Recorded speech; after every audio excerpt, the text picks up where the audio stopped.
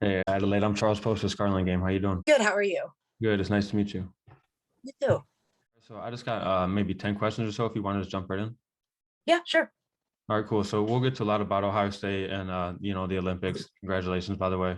But before that, I just wanted to see how you got involved in sports and shot put more specifically. Growing up in my family, it was kind of a rule that once you were in middle school, you had to do a sport. So I started off doing soccer. I was not good at that at all.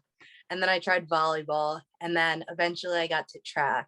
And so at my middle school, we had this thing where if you did every event on the track in like a season, then you got a sweatshirt. And so it was my weekend to do shot put. And I was good for a middle school kid. I don't know. And I stuck with it. My coaches had me stay with it. And sadly, I never got the sweatshirt, but I guess going to the Olympics is a pretty good replacement. Yeah, no doubt. So I read that you almost ended up at Miami University. So how close were you to ending up at another school before walking on with the Buckeyes? I was very close. I was really heavily considering it. My parents and I like sat down, we talked about like all of my finances and stuff for college and just like what I would have to do to obtain like either education and just go from there from it. Mhm. And ultimately I saw like a lot of potential for growth at Miami. I mean, in high school, I was not really that great, but I knew like if I went to Ohio State, there would be so much more potential for me to grow and constantly be competing against these high level athletes. Mhm. So I ultimately chose Ohio State just for that reason, for the exposure to all these really good athletes and just to like constantly be competing against them and learning what it takes to be the best of the best. How's school going for you right now? Not too bad. I like all of my classes. That's good. Luckily, I only have classes on Monday, Wednesday, Thursday.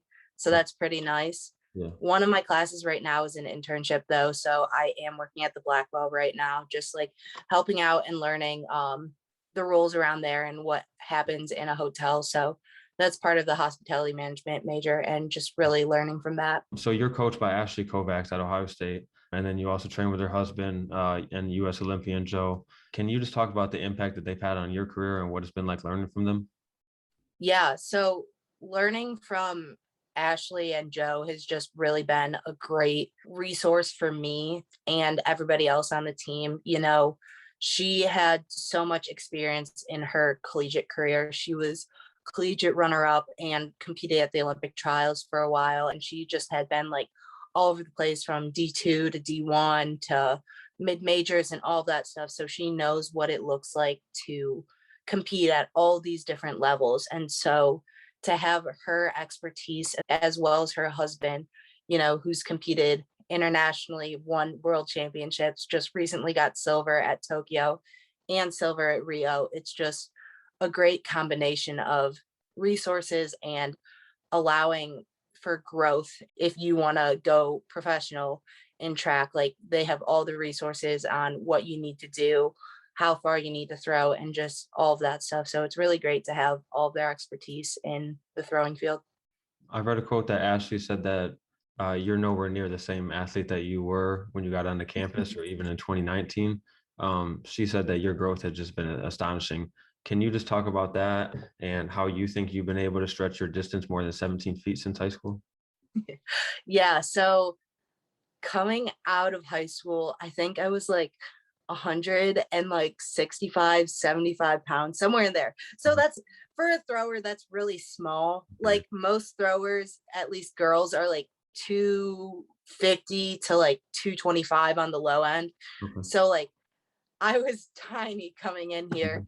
And then really, I just committed myself to the weight room and just making technical gains in like my strength levels, like increasing my squat, bench, clean, snatch, all of those things.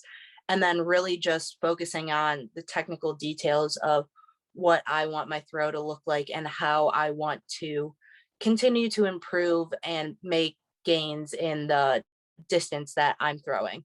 So you've been absolutely dominant the last couple of years in the Big Ten, back-to-back indoor championships, national championships, indoor and outdoor. What has it been like throwing personal bests in 2020 and 2021, and being able to win those conference and national championships? It's been very overwhelming almost because I still have the mentality that I'm a walk-on and I don't really like not necessarily deserve it because I do work hard to get where I am, but I don't belong up there with all these like great throwers. So it's weird for me to shift my mindset into realizing that I'm an elite thrower at the collegiate level and both the professional level. So it's hard for me to continue to like acknowledge, oh, you won nationals, like that's a big deal. Like a lot of people don't do that. Yeah. So it's weird for me to think about, but it's really just a blessing to be able to, bring home 2 national championships, 3 Big Ten titles in the past 3 years to Ohio State. It's been a good ride. Yeah, for sure. And then jumping forward to the Olympic trials, after your final throw there, when you found out that you were going to Tokyo, you ran over and they showed a big hug with Ashley and Joe, and then you took a deep breath. Of Ohio State, as she now gets to go into the ring knowing she is going to Tokyo. As Ashley Kovacs is becoming the throwing coach of the ages now, she gets Aquilla in, and maybe just on adrenaline, she hits about 59, and it's a foul, but she's going to celebrate her way all the way to the stands, where her coach, there you see Ashley, big sigh of relief for her as well, won the NCAA championship, and now a big hug from her coach as they are going to Tokyo, and there's Joe Kovacs going to Tokyo as well. It's been a big day for them. Talk about and just kind of describe what that moment was like for you.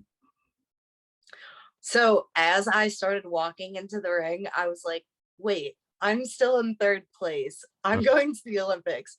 So that's kind of when it initially hit me that I was actually like going to the Olympics. And then I started like crying as I was walking into the ring. So I was not really like focused on the throw, but I was just like, all right, get one out there and then you can go celebrate, because my family was also up in the crowd. I was able to go over to Coach and Joe and really just like share the moment with them. And it was crazy because we always knew I had the potential to make the team just with all of the marks that I'd been throwing throughout the year and what we've seen in practice. So to be able to come to that meet and compete and just do so well against these girls that I don't really compete against like on the daily basis is just a great experience and feeling to know that I can continue to produce even at like a different level that I'm not used to. Just to have them there and continue to share the moment with them was awesome. How was it competing at the highest level?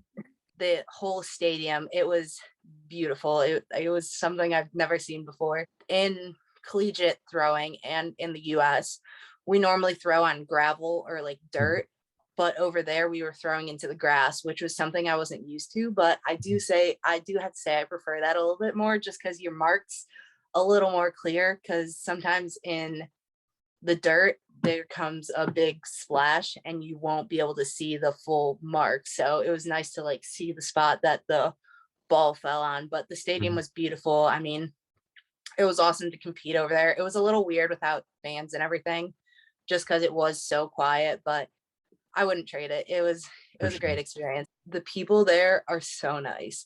Even though there's like a big language barrier, they did their best to try to help to understand like what we needed to do and where we needed to go. So they were super helpful with that. And then also the city was spotless. It was so clean. They had the best like recycling and sustainability programs that I've seen in a while. So it was just great to see all of that. What was it like competing in, almost completely empty stadiums? It was definitely weird coming from the Olympic trials because that stadium was nearly full. So it was a weird adjustment and it was a little tough for me, but it's something I definitely have to get used to because we don't know what's going to happen in these next few years. What was something that just surprised you about the games on or off the field? I was very surprised with how good their food was. I don't know if that counts.